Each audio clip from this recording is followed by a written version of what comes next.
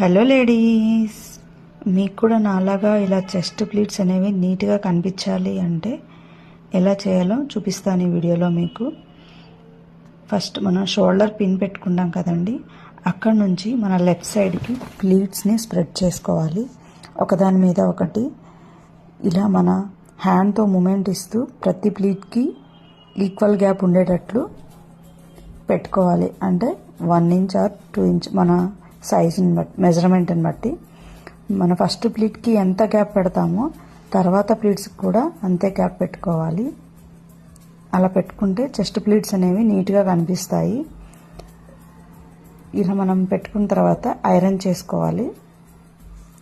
నేను ఈ ప్రాసెస్ని 2 స్టెప్స్గా చేశాను, ఎందుకంటే ఇది షోల్డర్ నుంచి మన బ్యాక్ సైడ్ వరకు వస్తుంది కాబట్టి సేమ్ ప్రాసెస్ రిపీట్ చేయాలి.